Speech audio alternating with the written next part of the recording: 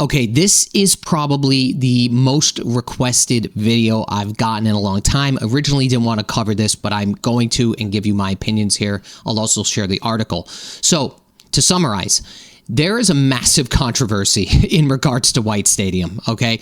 Massive controversy here. This stadium was once the proud home of a lot of local high school sports, but it is in extreme disrepair. And what has people on the fence about this is the cost. It started at $50 million for the city. Now it's upwards of $91 million, and the entire project is effectively close to $200 million. It's a lot of money, all right? In one hand, you have the mayor, Michelle Wu, and her allies who see this as an opportunity. Okay, they see it as an opportunity, a chance to give Boston Public Schools a state-of-the-art facility and potentially welcome a professional women's soccer team to the town. Okay. On the other hand, you have the residents, okay? And they are the local taxpayers footing a portion of this bill, and they're worried about skyrocketing costs, the traffic nightmares, and the privatization of public land, okay? So that's the two sides of this coin. So the question is, and the biggest question on the table here is it justifiable, right? It's a lot of money, and is it justifiable? So I'm going to get into this article, and I'm going to give you my opinion on this, and yeah, we'll take it from there. So let's just get into it. This is a really good article, by the way. I just briefed it. It's from Commonwealth Beacon, and it says, White Stadium plan even more questionable now. Fears of cost overruns are being borne out, and there has been little transparency. Listen to this. Little transparency about the cost of the city. This is a recurring trend I keep seeing. And I don't know how many times I've said this on this channel, but transparency is key, right? I'm in real estate. The way you help people get across the finish line and make an educated decision, not necessarily an emotional-based decision, is by providing information, right? When people have a lack of information, okay, they are less likely to support an idea or to support something. So when the same thing with the real estate taxes in Boston. When there's little to no transparency, people have a hard time getting on board with things. But if you had a clear outline of why and what for, I believe it makes it easily digestible. This is by Andrew Zimbalist. I'll leave a link in the description for this too. It says, since I first wrote about the city of Boston's troubled plan for White Stadium in Commonwealth Beacon this past June, a lot of water has passed under the bridge. Everything I wrote in that piece about the proposal to demolish most of the existing high school stadium in Franklin Park and build a new professional soccer complex for use by the National Women's Soccer League, BOS, Boston National Football Club, still holds, and sometimes in spades. For instance, I suggested that the White Stadium project would suffer substantial cost overruns on its initial budget of $80 million, just as it happens in virtually all stadium facility construction projects. I alluded to the new stadium that was being built for the NWSL team in Kansas City. So this gentleman must have used, a previous stadium that was built to come up with his conclusion on what may happen to us. All right. He's using previous data to somewhat iron out the future of what may happen here, which is a good call. The initial cost was to be $70 million, but it ended up reportedly costing $120 million, which was a 71% cost overrun. So that's what happened in Kansas City. But the White Stadium proponents have already outdone Kansas City, and construction hasn't even started. Earlier this month, it was revealed that the new estimated cost had more than doubled to $200 million, a whopping 150% increase. The projected taxpayer share of the cost rose from $50 million to $91 million. So that is what people are upset about. We're at a time where taxes, at least real estate taxes, are going up. Inflation is high. Everything is very expensive. And the city's budget is somewhat bloated, right? There was an 8% increase in the budget. So, of course, people are upset about this, right? If the project goes forward, please don't be surprised if the final price tag rises well above $200 million. And that number, of course, will not include the annual costs for transportation, congestion, security, landscaping, and sanitation, most of which will likely fall upon the city.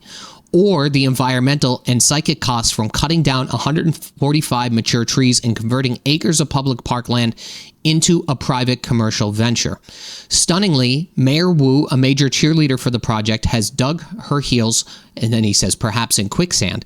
She told Jim Broad and Marjorie Egan on WGBH last week that the city was committed to paying for half the project no matter what it costs. Really, a blank check in the context of profound city financial problems. Again, this guy, he's aware also of what is going on in the city. Most of what will be the ongoing costs for the city are still obscured from the public eye. I have a problem with that too, because the city has not made public its proposed lease deal with the team. Will the team pay rent or property taxes or negotiate a pilot payment in lieu of taxes agreement? Will the city get any of the ticket concessions or catering revenue generated at the stadium during concerts and other events? What about revenue from signage and corporate sponsorships? Will the city and or team have to contribute to capital expenditure fund to pay for future repairs, maintenance, and upgrades? Those are all this guy is very, he's on top of this, and those are all very good questions. Interestingly, the team's chief of staff and chief legal officer, Kim Miner, called me last summer to talk about my June op-ed. She tried to convince me to turn from critic to supporter and even collaborator. Miner said that she was anxious for me to read the impressive economic impact report that was done on the proposed stadium. I said, great, I'd be happy to review it. She said she'd send it forthwith. Not having received it, a week later, I emailed Miner and wrote that it hadn't arrived. Miner explained that the report was in the final stages of being updated and that she'd send it the next week. Guess what? It didn't come that week or the next, and despite sending several emails, I still haven't seen it. So here he's basically saying he was promised to see something that, again, would help this gentleman maybe get across the finish line and support this project. He was promised something and that it was just not delivered. This is another case of transparency, which I have a huge issue with.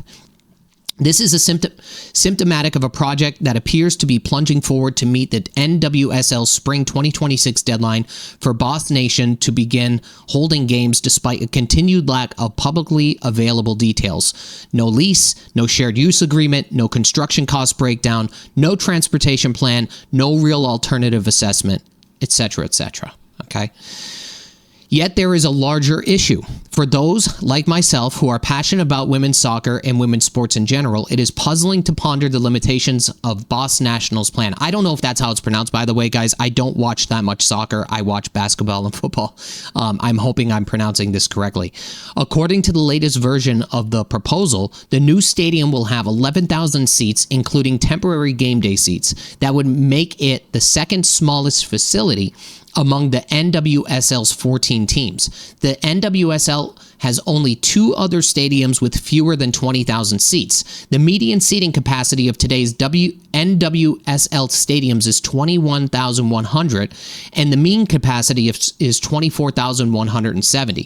NWSL teams share their stadiums with MLS teams in all cases, but one in cities having teams in both leagues. Put bluntly, an 11,000 seat capacity is too small and does not project aspirations, nor does it accommodate the goal of growing popularity. I'm digesting this as he's writing this. I'm reading this for the first time too. So basically what he's saying is, to some point, and I don't want to miscommunicate what I think he's thinking, is that because of the lack of seats, the cost of this project and the aspirations of future revenue may struggle because the majority of seating for the NWSL is almost effectively double than the seating that we have. Okay. Serendipitously, the New England Revolution is preparing to build a new soccer stadium in Everett with 24,000 seats. Here's the other thing too. It will be a modern stadium with all the amenities and revenue-generating capacity that benefits a competitive sports team. The Kraft family has made clear its interest in discussing a shared stadium solution with Boss Nation. Why does Boston need 2 professional soccer stadiums, especially when the women would play in an inferior one? That is true, and he brings up a very, very valid point here. I don't know why they would necessarily need 2. Why spend the money when you already have one? And if the city comes to its senses and backs away from the current White Stadium project, what could be done to promote high school sports? The answer is simple. Follow the example of the recent renovation of Akali Memorial Stadium in Lowell, where the high school plays football, soccer, and lacrosse. It cost $8 million, including $4.3 million spent on a state-of-the-art student athletic training center.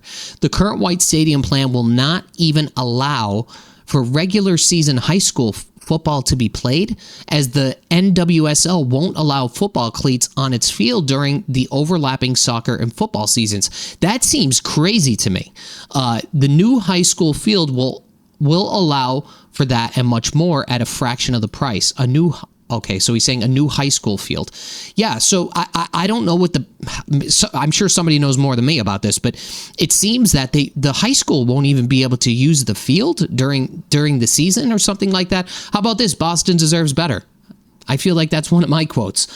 So ultimately, yeah, this guy is excellent. He definitely knows this in and out, and he has an intimate understanding of what's going on here. Again, the reason people are divided on this is because of the cost, right? It's going to cost taxpayers more money. And when you're already building another adjacent stadium that is already housing a potential professional soccer team, why not use that same stadium, okay? Listen, I don't watch a lot of soccer, okay? I watch basketball and football. But ultimately, I feel like the high school, I'm curious what the high school's students and the faculty think about this in regards to building this, the cost, and not only that, but not being necessarily able to use the stadium to its fullest capacity.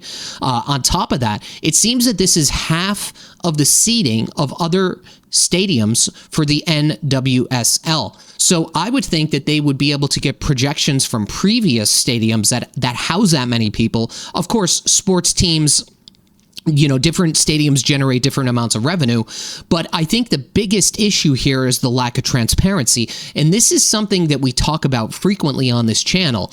As I've said earlier in the video, the less data you provide to somebody, the more likely that they're not going to be able to support an idea. And it's unfortunate when the consumer, look at it this way. The consumer is the one that controls like all of this, right? So for instance, if the consumer does not actually, if the consumer absolutely hates this idea and that somewhat catches trend and then seats don't fill, guess what? The consumer is the one making the decision. Now, all of a sudden, you have a $200 million stadium that is not producing the revenue that it would have, based on projections, produced, because they don't like the traffic getting into the stadium, or there's not enough parking, which is something that I read there was only going to be 75 parking spots or something like that. So when you're comparing, stadium to stadium, if Stadium A, which is somewhere else, has parking for like 150 or 200 cars and let's say 20,000 seats, and Stadium B, which is Boston Stadium, has parking for 75 cars and half of the seats. Well, if people don't want to go because of congestion or because of the hassle or because of, whatever the reasoning is, guess what? The consumer has the final decision. But before it gets into the consumer's hands and it's built, I think that the public or the taxpayers should have some level of authority or some level of insight in wanting to back this project or not. And I think that's where the major problems stem from. I don't have the answers to these questions, okay? I just know that as a resident of this state, I think that the people want more choices. And I don't necessarily think this is only a cause of like some levels of NIMBYism, which is like not in my backyard. I think there's a portion of that to this, but I think that portion arises when there is, again, a lack of information or a lack of transparency. That is this going to they have to do geological studies on things like this, guys, and they should be able to plan out traffic, what the congestion is going to be like. If they could provide that information to you, the public, I think you would have an easier time digesting whether or not this may be a good idea or not. So anyway, that's it. I wanted to cover this today briefly. I hope I made some good points. I hope you enjoyed the video, and I will see you on the next one. Bye-bye, guys.